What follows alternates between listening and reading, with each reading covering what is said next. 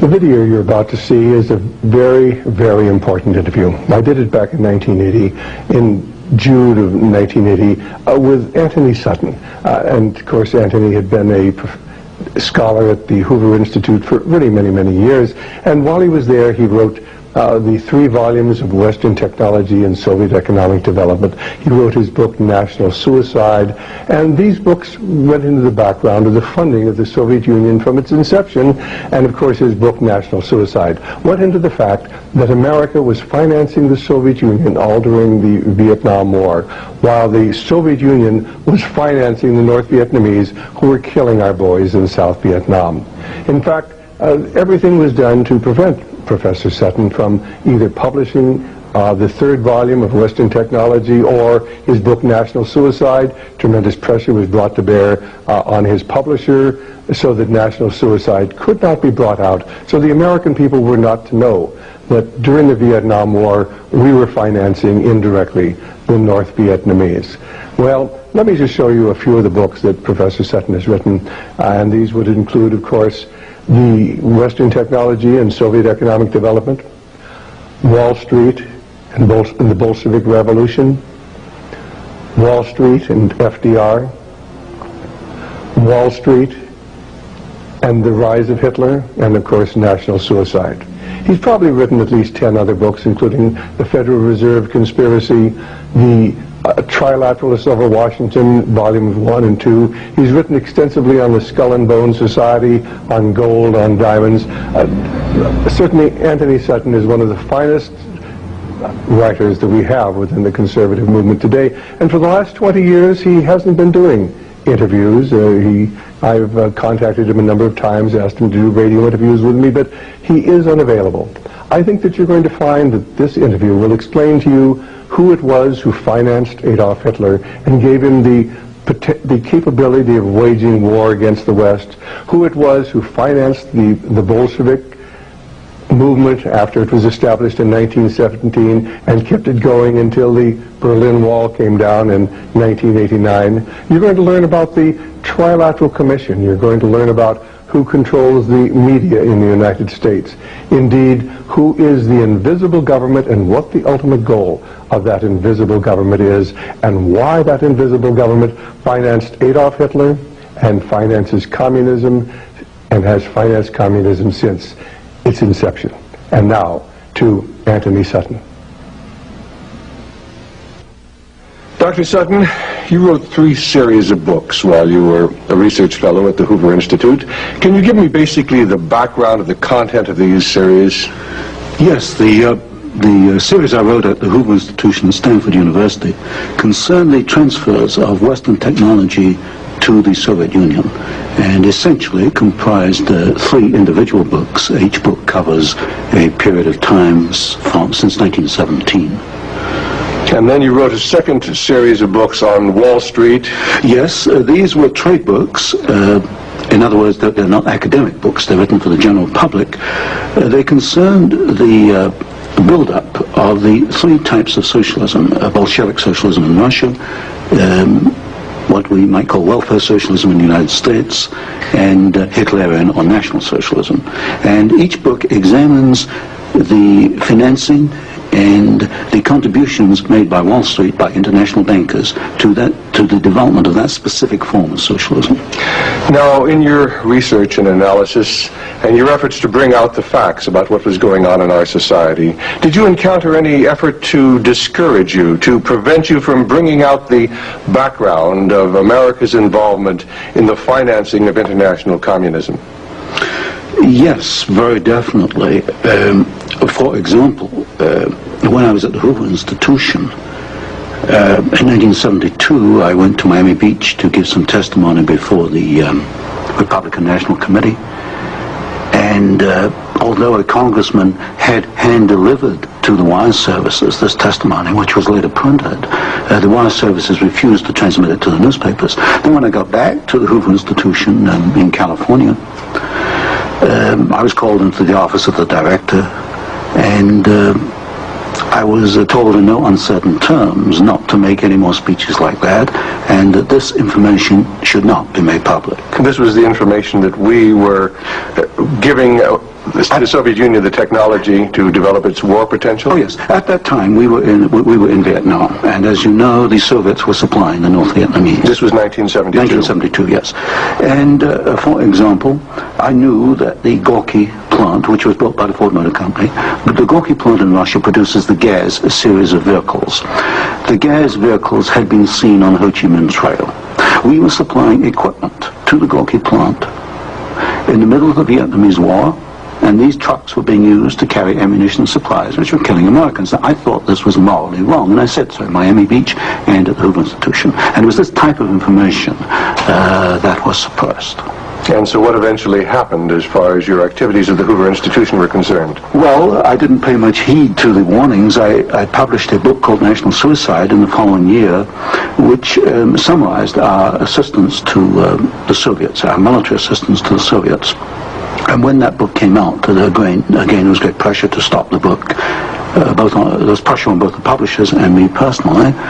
And I felt I couldn't take this, and a few years later I just left the Hoover Institution. Since 1975 I've been an independent author without any ties whatsoever.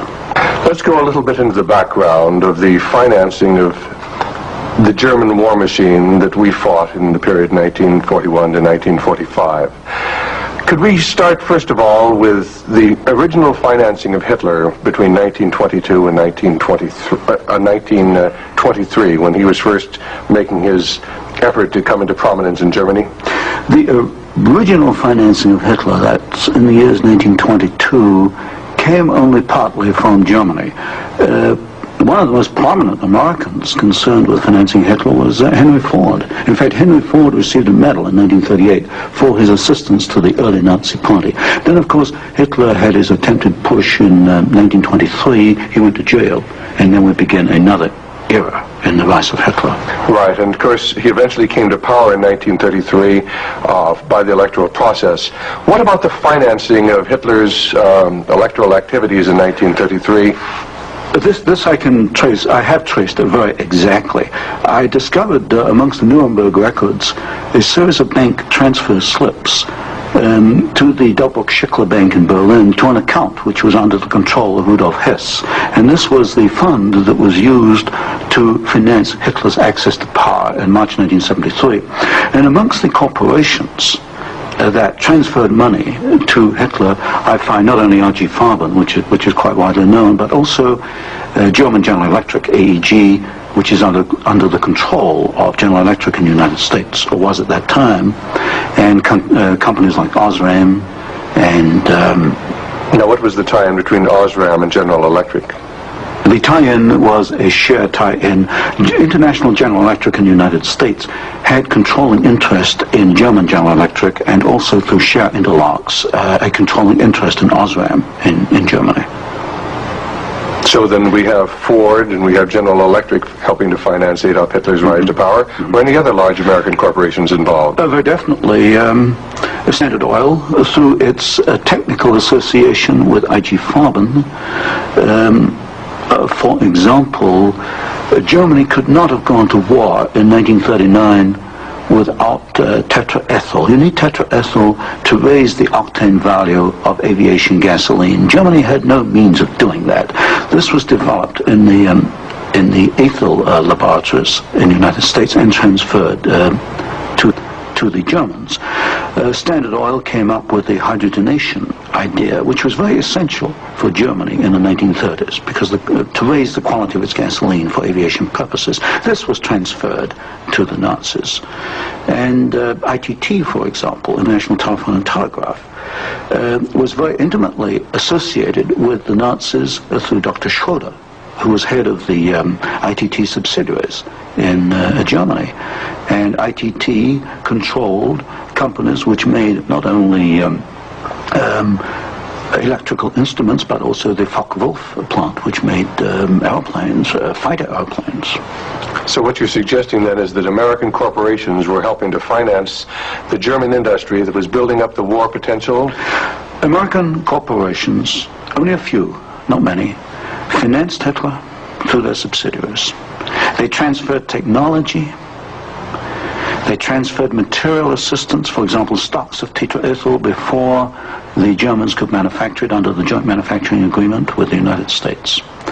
And also they financed this. For example, Standard Oil financed in 1933 the development of the gasoline industry in Germany, which was needed to fight World War II. And that's a very interesting point. Could you go a little bit into the background of where Germany got its oil to fight the Second World War? Because certainly Germany doesn't have oil resources. Germany does not have oil resources, that's true. It used in World War II synthetic oil, which it got from coal. And the basic technical processes for the development of oil from coal came from the United States, from essentially from the Standard Oil laboratories, which had this technical assistance agreement with IG Farben. And of course IG Farben contributed something like 60% of the explosives needed by the German Wehrmacht, probably about 40-50% of the gasoline needed by the Wehrmacht and by the German Air Force, the Luftwaffe. And was there a definite interlock between IG Farben and Standard Oil? The interlock was at the technical level, the exchange of patents. It was through a financial technical assistance agreement. There were other interlocks with the United States through a subsidiary, IG Farben, in the United States. But with Standard Oil, the interlocks at the technical and financial level. And is it a fact, it's been stated, that there were members of the board of directors of Standard Oil who were also on the board of directors of American IG Farben? Yes, Walter Teagle is one name that comes to mind. There were several directors. Was there an interlock with Ford between IG Farben and American IG Farben and the Ford Motor Company? Not that I can recall, not offhand. Not offhand. So basically what we're seeing then is American industry helping to provide the technology, helping to provide the finance, helping to provide the material that is going to allow Hitler to create his war machine. Yes, that is correct. That is correct. Now, in your book, Wall Street and the Rise of Hitler, you talked about the bombing patterns during the Second World War, and the fact that it was amazing that there were certain factories that were not bombed, whereas the majority of the German factories were decimated, German-owned factories. There were certain factories that tied into this interlock we've already alluded to, that for some strange reason seemed to escape the devastation of our saturation bombing. In World War II, the German electrical industry was or should have been a prime target for Western bombing. But in practice, the German General Electric plants were not bombed. Of the 10 major plants, not one was bombed, and a half a dozen others had trifling damage, broken windows, that kind of thing. So what we have here is a very interesting case of an industry which should have been bombed in World War II, but was not bombed, and yet we have American ownership, which raises a certain amount of suspicion as to why it was not bombed.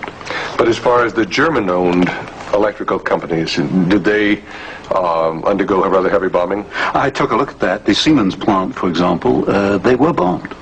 There's no question. But the industry was not targeted as a general target. So Siemens, for example, was not bombed as heavily as, say, tank plants or aviation plants, that kind of thing. You mentioned the Ford plant in Cologne. Was this a prime military target? The Ford plant in Cologne should have been a prime military target. For example, the British Air Force, the Royal Air Force, did bomb the Ford plant at Poissy in France.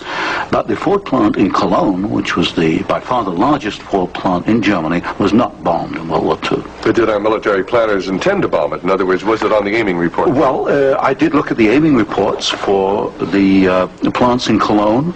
Ford was known about. They knew that it was producing equipment for the Wehrmacht. But it was not bombed. It was scheduled as a target, but it was not bombed. So somewhere along the line, as far as the planning was concerned, the name of the Ford motor plant in Cologne was deleted, and yet the city of Cologne itself was totally decimated. The city of Cologne was decimated, as of course many other cities in Germany were decimated. But somewhere along the line, something happened. I suspect it was in the aiming committees, and without question, orders were sent out not to bomb. certain targets, even though these were prime military targets.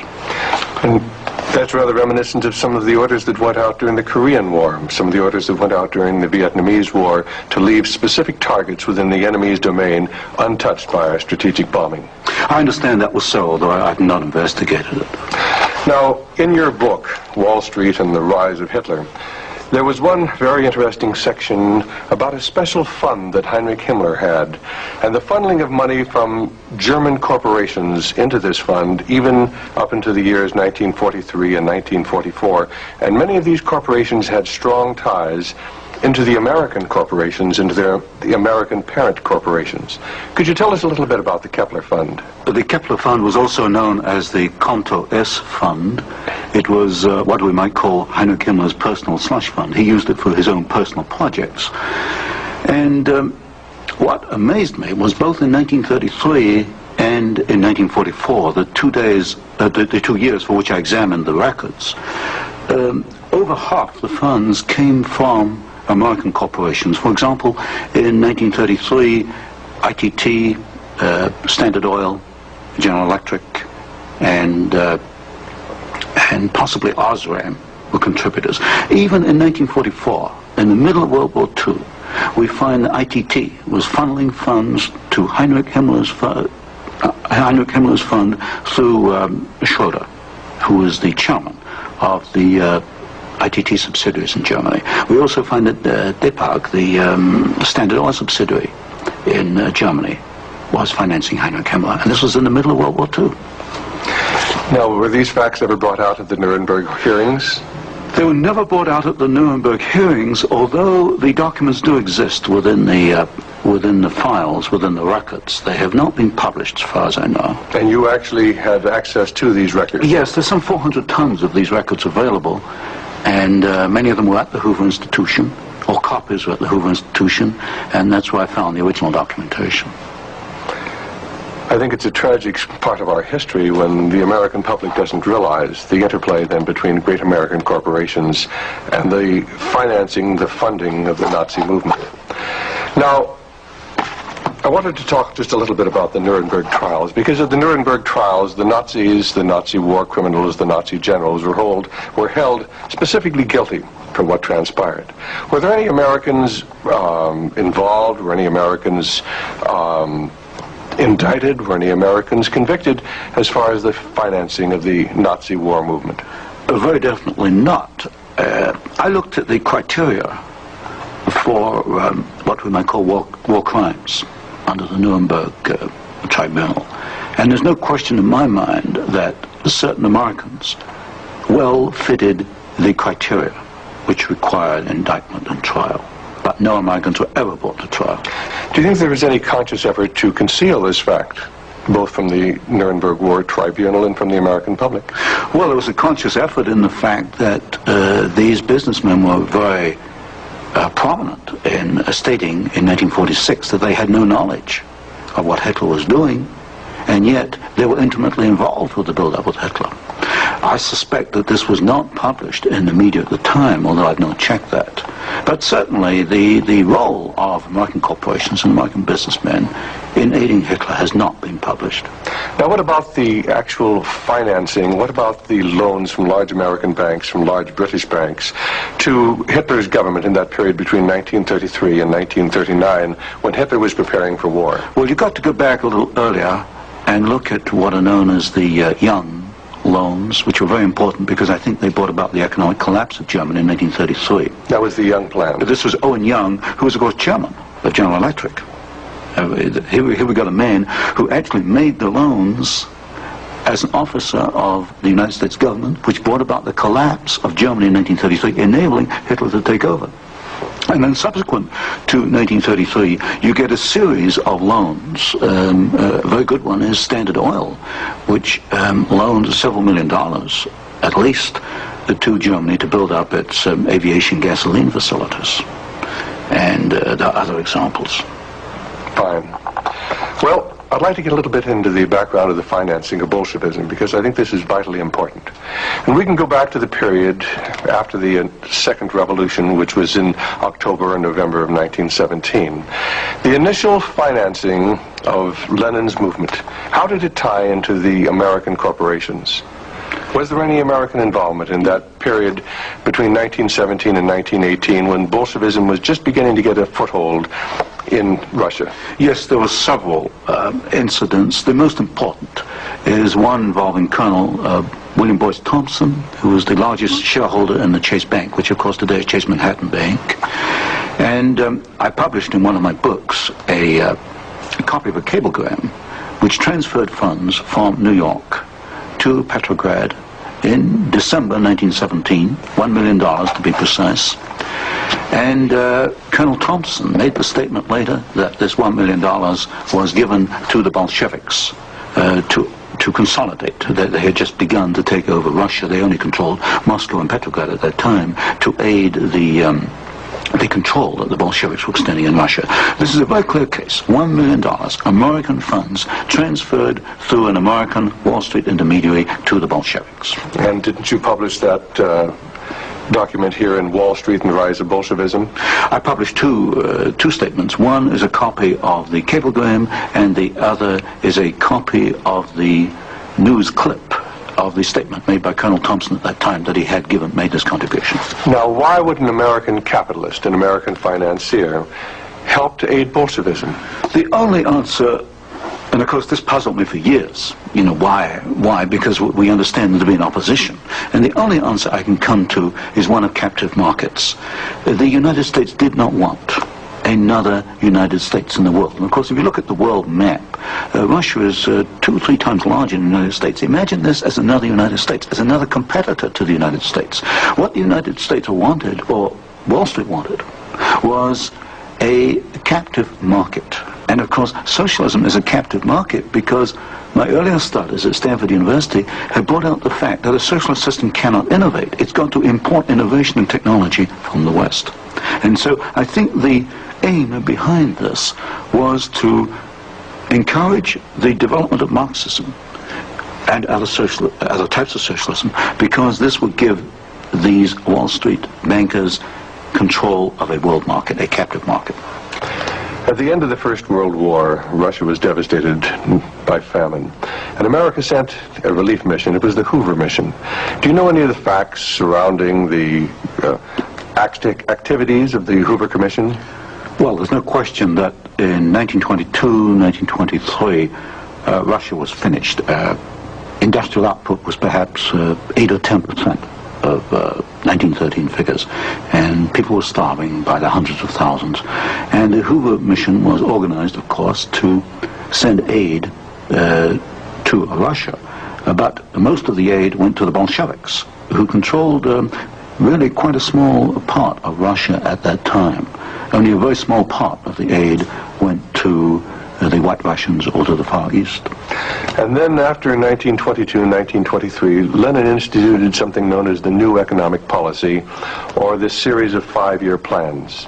Can you tell us about the 5-year plans and the part that the major American corporations, major world corporations, played in building up the Soviet Union? Well, there are 2 separate phases here. The new economic policy was started in 1923 by Lenin, and I found, and I published this in my first book from Stanford, that every single Russian industry was rebuilt or restarted by foreign corporations, mostly German, British, French, and American.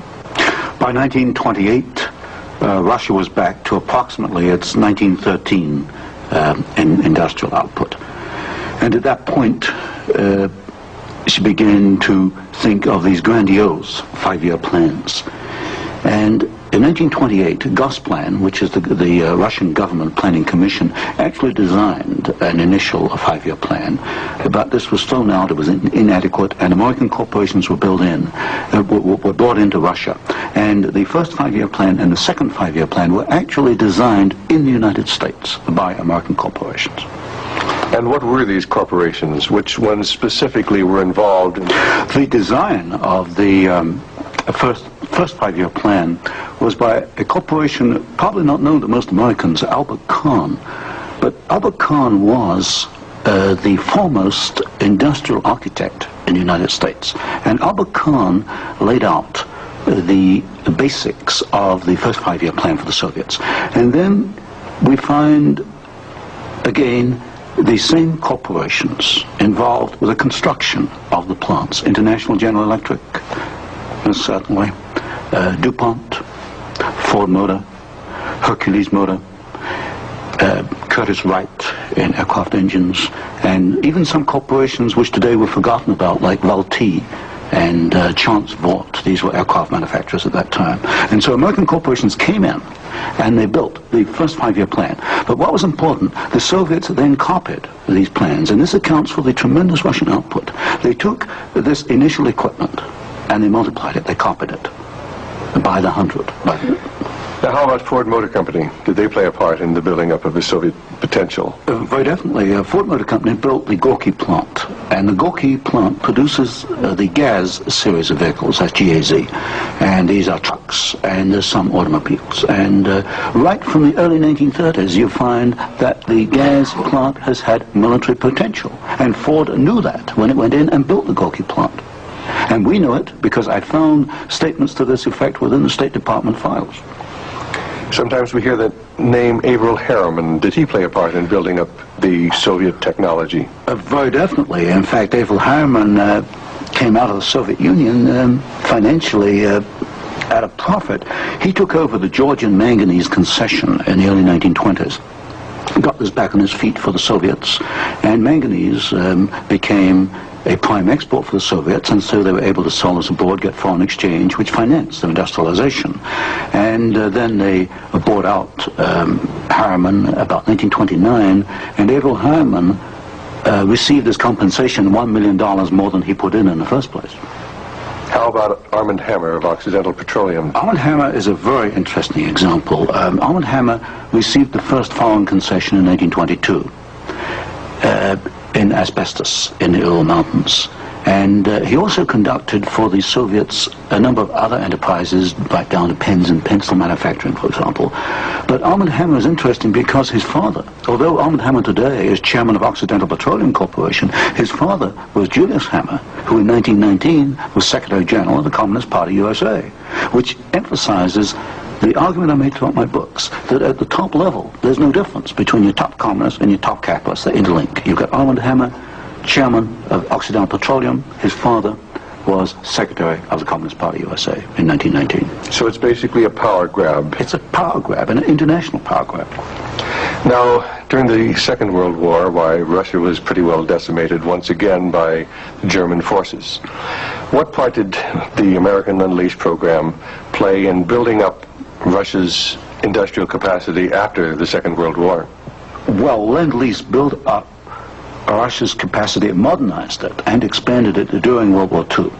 And there was some continuation all the way through perhaps to 1948, 1949. There was a program after Lend-Lease, which was supposed to be restricted to foodstuffs and industrial materials, but in effect, I checked the records in the warehouses in Sutton, Maryland, I find that even after World War II, and this was against the intent of Congress, I suspect, there was a massive transfer of the latest industrial equipment to the Soviet Union under the so-called Lend-Lease program. Now, in 1948, there was a fascinating book came out by Major Racy Jordan, in which he talked about American aid to the communists as far as their ability to build nuclear weapons.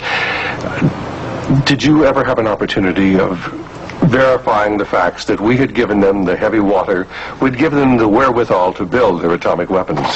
Well, as part of the work I was doing at Stanford, I did investigate the shipping documents for Lend-Lease, and I took a sample of these documents. I checked them against Major Jordan, and broadly, Major Jordan was correct within, say, about 5%. And Major Jordan, of course, made the charge that we had shipped materials to the Soviets, 1944, 1945, which were later used in their atomic program. There is no doubt he is correct.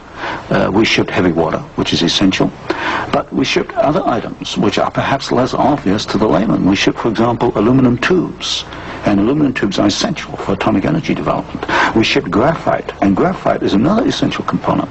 So generally, as far as I could check, and I checked the original government Lend-Lease document, General Major Jordan was correct. Now, as the years have gone by, of course, we see a growing Soviet nuclear threat. The Soviets now have MIRV missiles. Can you get a little of the background on how the Soviet Union, which really didn't have the technology to develop those MIRV missiles that threaten our cities today, how were they able to develop the MIRV capacity? Well, you've got to go back and look at how the Russians were able to develop a rocket, space technology anyway. What they did after World War II was American forces were held back for a while the Soviets occupied East Germany. They stripped East Germany. They took back the latest of the V-2 rocket technology from Peenemünde and other places. And the V-2 became the basis of the Russian space technology.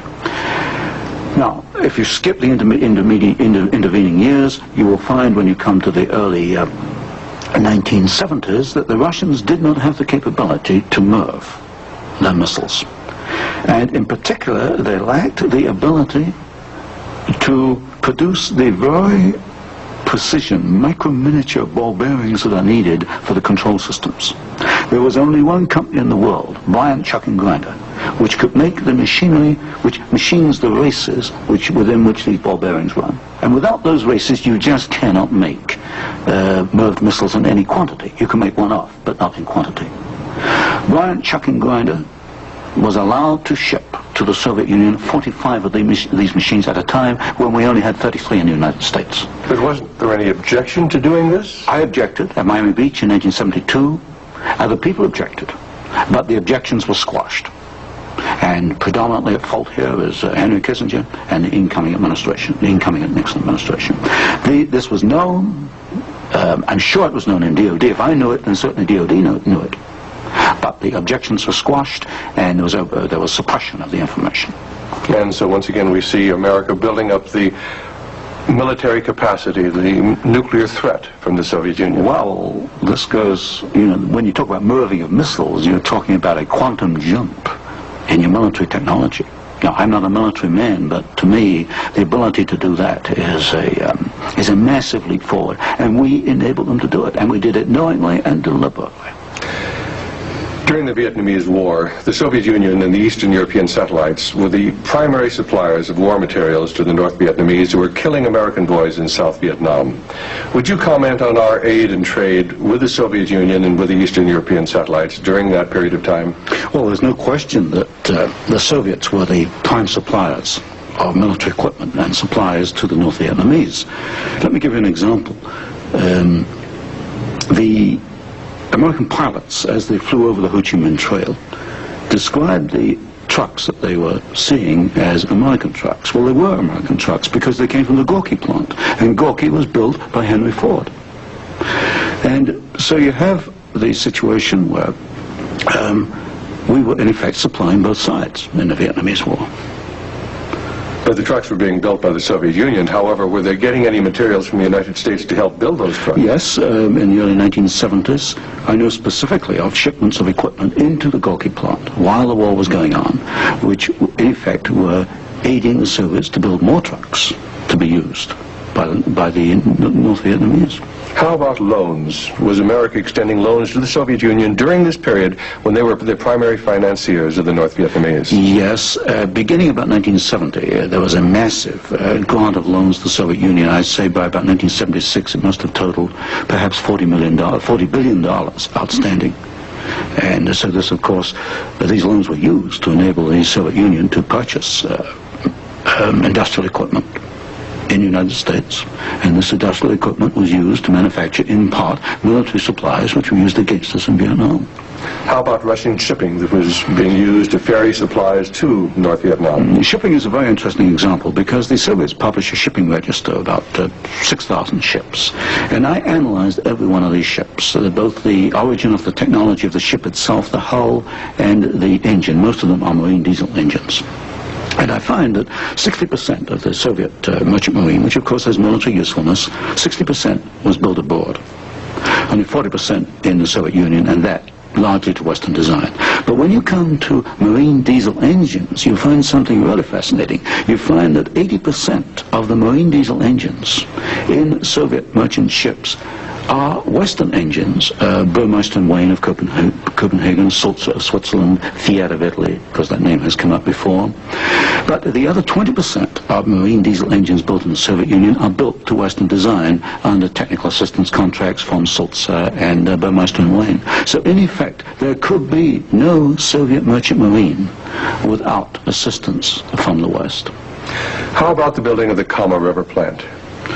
Kama River was built in the late 1960s, early 1970s. The basic design, the contract was let to the Italian firm of Fiat. Giovanni Agnelli is the chairman of the board. And this is important because Agnelli is tied in with Chase Manhattan Bank. He's on the International Advisory Committee of Chase Manhattan. What caught my attention was that Fiat does not manufacture automobile manufacturing equipment. All the Fiat plants in Italy contain American equipment. And what I found was that the equipment was coming, perhaps about 60-70% of it, from the United States, from major automobile equipment suppliers in the United States. I think it was known as the Fiat plant as a cover to perhaps divert attention from the fact that during the Vietnamese War, we were building the largest plant in the world. It covers 36 square miles. We were building for the Soviets, with American equipment, the largest plant in the world. And so it was called the Italian Fiat plant, and I think this was a blind. And so they were building their trucks and armored personnel carriers and other things that could be used then for warfare in South Vietnam? We knew that the Kama plant had military potential. In 1972, I wrote it in National Suicide. I said as much in Miami Beach in 1972. This plant has military potential. It can produce military vehicles. We knew it. And of course today in Afghanistan we find that the Kama vehicles that are there in Afghanistan today from the Kama plant built by American and Italian companies. And it was after you brought out this information that efforts were made to suppress your book, National Suicide, Yes. and your other studies? Yes, because I was bringing out the fact that the Kama River plant had military potential, that we were moving the missiles with the Bryant chucking grinder equipment, and of course other facts along these lines. And what sort of pressure was brought to bear upon you? What sort of pressure was brought to bear upon the publisher of your book, National Suicide? There was pressure on the publisher to prevent publication, to stop publication. He refused to do so. There's pressure brought upon me first to withdraw the book, and then a rather deceitful sort of pressure. It was claimed at the Hoover Institution that I had plagiarized volume 3 of my Western Technology series, which was being published by Stanford University. Well, firstly, I challenged them to point out the plagiarization, and nobody could find even 2 sentences that matched up. But then I pointed out that I cannot plagiarize my own work. I hold the copyright on both books, and nowhere in the world can I plagiarize myself. That's a logical impossibility. And then gradually it built up over the following years that my research was perhaps going a little out of what was perhaps required, or welcome would be a better word, and it should be confined within more narrow boundaries. And at that point in 1975 I left the Hoover Institution, and since then I've become an independent author, and I can publish what I want to publish. Do you know of any other instances where efforts were made to suppress publication of books through the Hoover Institute?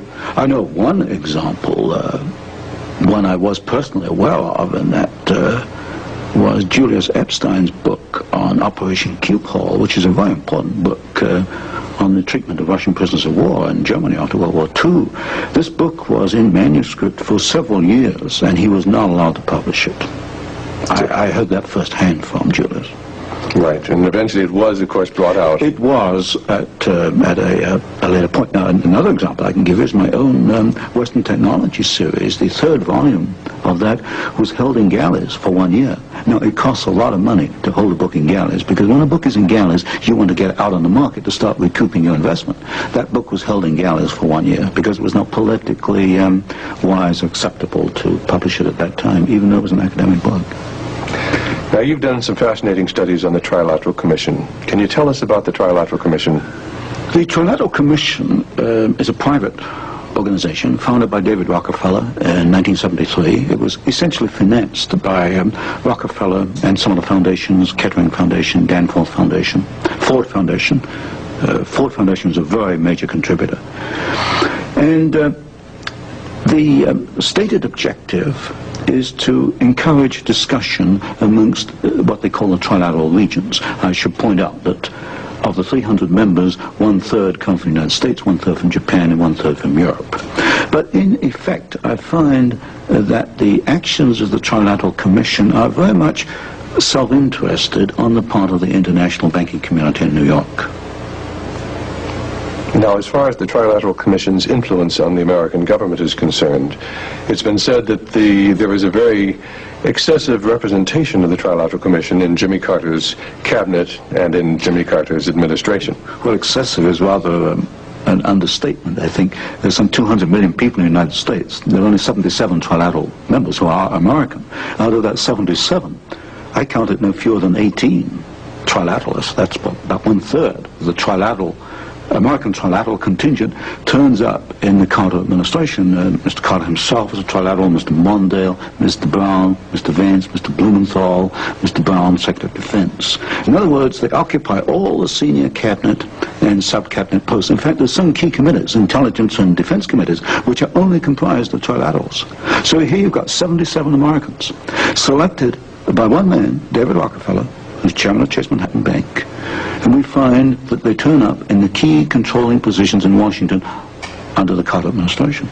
And would this suggest to you that perhaps we do not select the government, that it is selected by these people who work behind the scenes? You can come to no other conclusion. If you look today at who's running for office, you find Mr. Bush is a trilateral, you find Mr. Anderson is a trilateral, Mr. Carter is a trilateral. We find articles appearing in Newsweek magazine, Time magazine, U.S. News and World Report, many of the major media telling us there's really nothing to be concerned about from the Trilateral Commission. Is there any interlock between the Trilateral Commission and the major media in the United States? Yes, there is an interlock, particularly in the news media. For example, the Chicago Sun-Times, the executive editor there, James Hoogie, is a trilateral. You'll find Saul Leinowitz is a director of Time magazine. And I think, yes, Henry Schucht is a director of CBS. So there very definitely is an interlock between the trilaterals and the media. And perhaps this is the reason, then, that they rather play down the influence of the Trilateral Commission on contemporary American government. Yes, I had a computer survey made of all articles that have been printed on the Trilateral Commission since 1973. I could find worldwide only 73 articles. Now, what's the relationship between the Trilateral Commission and the Council on Foreign Relations? Well, of course, the Council on Foreign Relations is a much older organization, founded in 1920. I did a study in which I compared trilaterals with or without membership in the CFR, Council on Foreign Relations. I find there's something over 50% overlap.